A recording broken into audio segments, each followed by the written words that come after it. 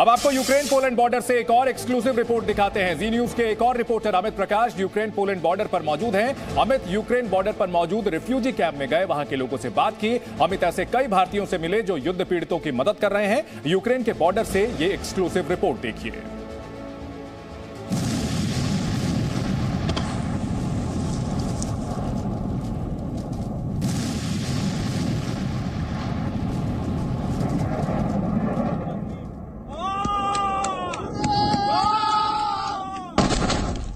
जंग चल रही है, लोग मर रहे हैं, हर तरफ सिर्फ तबाही और बर्बादी।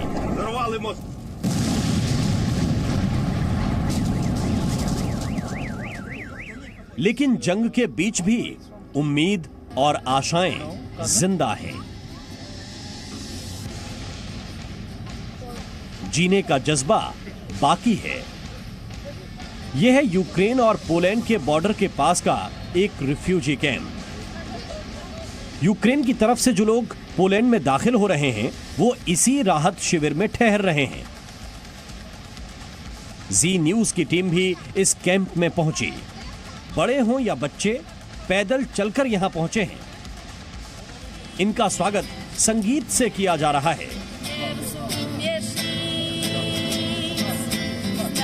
Taką chwilę, w której kocha się życie i móc być stale na wieczność, zachwycie w pełnym słońcu, dumnie o własnych nogach। इस राहत शिविर में पोलैंड में रहने वाले भारतीय भी लोगों की मदद करने पहुंचे हैं। एक भारतीय लड़के ने पोलैंड की इस लड़की के साथ मिलकर पोलिश हिंदी फ्यूजन गीत गाया।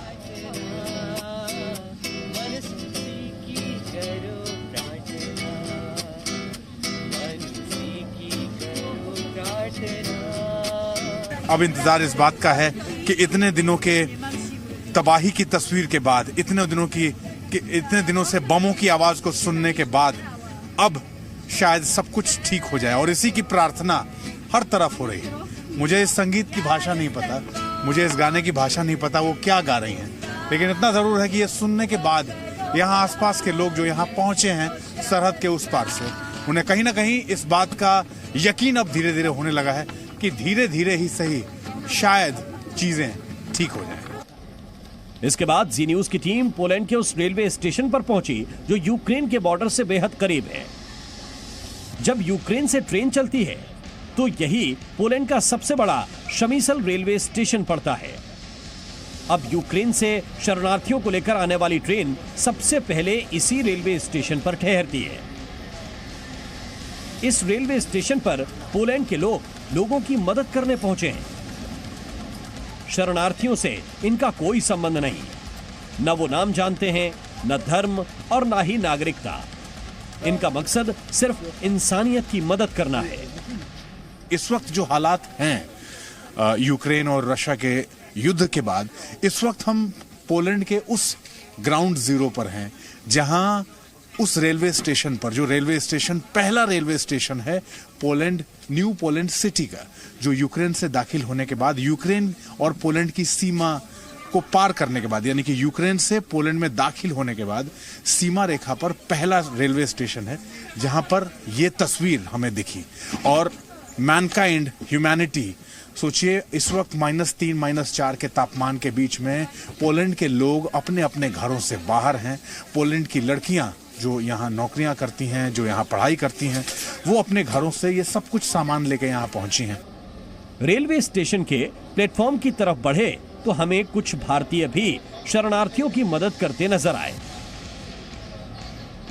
सेमिशल रेलवे स्टेशन का वो हिस्सा जो पोलैंड का सेमिशल रेलवे स्टेशन है, पोलैंड बॉर्डर के एंट्री पॉइंट पे पहला रेलवे स्टेशन, उसके 5 नंबर प्लेटफॉर्म से हम अब ट्रैक करते हुए पहुंच गए हैं।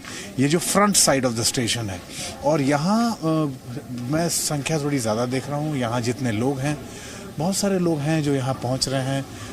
ये पूरा हिस्सा अगर आप देख रहे हैं, यहाँ पे तमाम लोग अंदर भी हैं, तमाम लोग बाहर भी हैं। और ओह, आप लोग यहाँ हैं? आप लोग यहाँ हैं?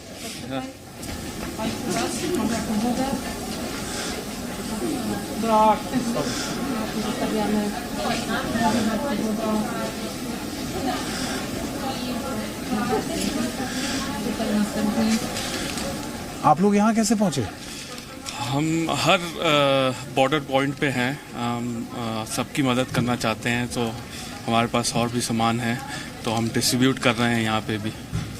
लेकिन इंडियंस की मदद के लिए हमने देखा था, बट आप लोग यहाँ पहुँच गए हैं। यहाँ इंडियंस अभी तो फिलहाल उनकी संख्या, इंडियंस तो नहीं आ रहे हैं यहाँ। हम सबको मदद करना चाहते हैं, जितने भी फैमिलीज़ हैं, चाहे वो यूक्रेन से हैं चाहे कहीं से भी हैं, यहाँ पे हम सबको डिस्ट्रीब्यूट कर रहे हैं। ये 13 लाख से ज्यादा लोग यूक्रेन छोड़ चुके हैं।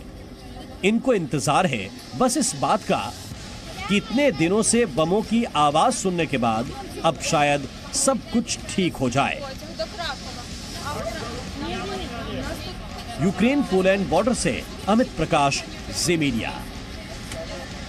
Presenting B News app, available on Google Play and App Store. Download it now.